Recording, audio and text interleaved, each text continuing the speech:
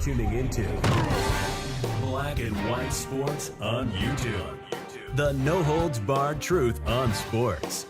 The main event starts now. I am back. Rudrance for Black and White Sports 2. If you're new to the channel, punch subscribe, like, comment, share.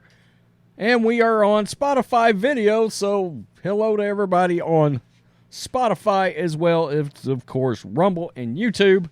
So, NASCAR sauntered into Chicago this past weekend.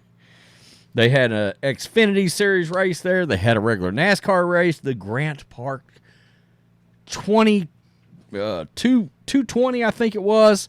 And so, by the way, it was a race that residents in Chicago actually didn't want to have run there. It was a street race.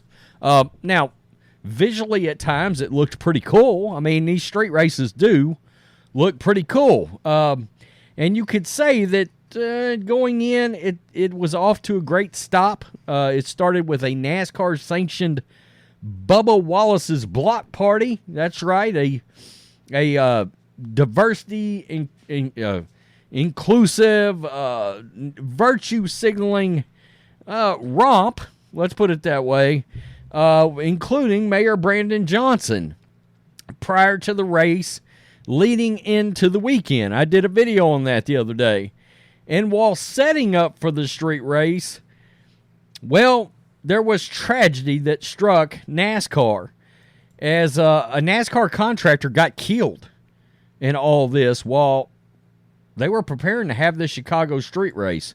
Once again, a race that Chicago residents did not want because it caused a massive amount of confusion, congestion, headache down in that area that they decided to close off for the race because all of a sudden you got to find all these alternative routes, right? Sometimes things look good on paper, sound good out loud, but the execution and the actual real world execution is bad. It's truly bad. And in this case, electrocution. My God, it's unbelievable. A worker contracted to help set up for the NASCAR street race in Chicago has died after being electrocuted. Dwayne Tabansky, 53, was killed on Friday while installing audio equipment. The Cook County Medical Examiner reports. NASCAR issued a statement on Friday saying the worker had, quote, suffered a fatal medical emergency. Quote, we are coordinating with local authorities on this tragic incident.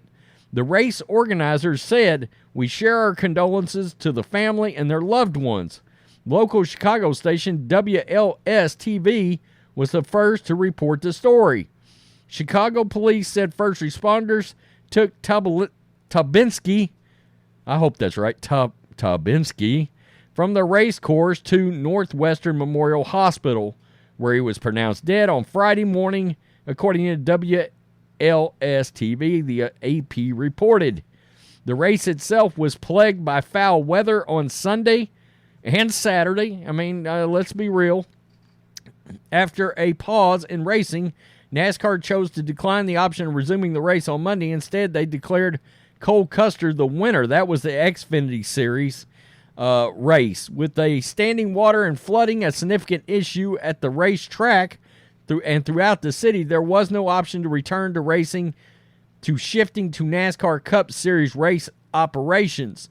Throughout the entire planning process for Chicago Street Race, our relationship with the city of Chicago has been strong, among the most valuable assets in reaching this historic weekend. In the spirit of that partnership, returning on Monday for the completion of NASCAR's Xfinity Series event, 2 laps short of halfway, was an option we chose not to employ. Based on several unprecedented circumstances, NASCAR has made the decision to declare Cory Cluster the winner of the race. Man, I mean, that's for a first racing situation, street race. This really did not go well for NASCAR at all. I mean, this turned out to be a bit of a disaster. Now, let's check this out. By the way, all of this went on, and in the backdrop of Chicago, and don't worry, I'll have a video over on Black and White Network on this. Chicago had another absolutely bloody urban war zone weekend. Think about that. NASCAR racing's going on, and there were people that got shot everywhere. I mean, it was ridiculous. It truly was. And sad. They just can't. The police, they're overwhelmed. You've got a radical as a mayor, coming off of a radical as a mayor. Those people just can't win up there. But, look, you keep voting this leadership in. What do you expect?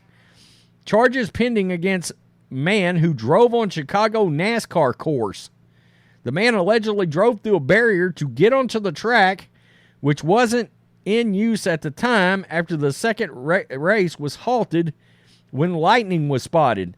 So basically what happened here is when this NASCAR race got called due to weather, this guy made it past the barrier, by the way, in a badass car.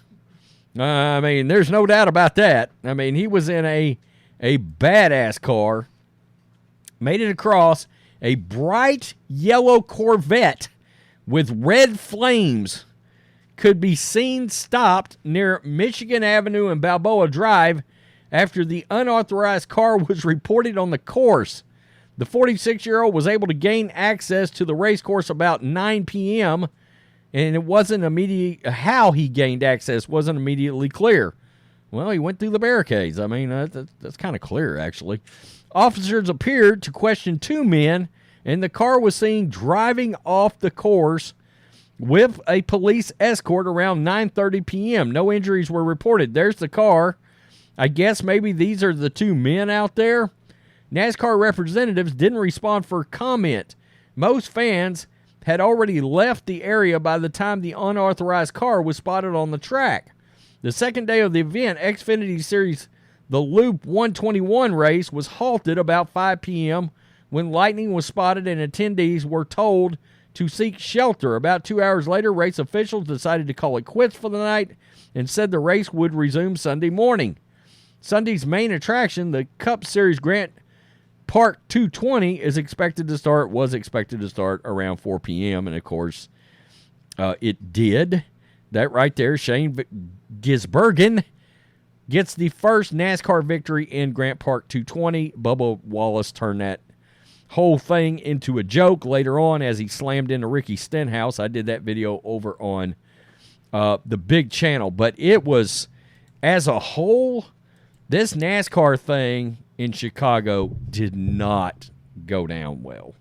It truly did not. I mean, I understand you've got, natural occurrences like they did have a flood up there. They truly did. It flooded across the city.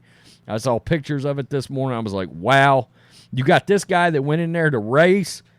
There's part of me that wants to say, dude, rock on. That's kind of epic that he got in there, but still probably not safe. Probably shouldn't have done it. Yada, yada, yada. What's amazing, authorities rushed out to stop the guy in the badass Corvette from racing on the track when you got mother effers getting shot all over the city. All over the city. Over 30 got shot. That's all I'm going to say as I tease the Black and White Network video. But it was a nightmare up there. It truly was. By the way, Lori Lightfoot is responsible for this race having come to town. And it was my understanding that she sort of forced this race into the city. Like, there were, I guess, people associated with the city, administrators, yada, yada, yada, that did not want this race to come into town. She was trying to do something because Chicago and the Bears and the stadium, they're setting up for a potential sports disaster up there if the Bears decide to move out of Chicago. And yes, it will absolutely be in part because of crime. Again, take a page out of Miami's book and triple fund the police or whatever it was Francis Suarez did in Miami to turn the cocaine capital into one of the safest big cities in all of the country.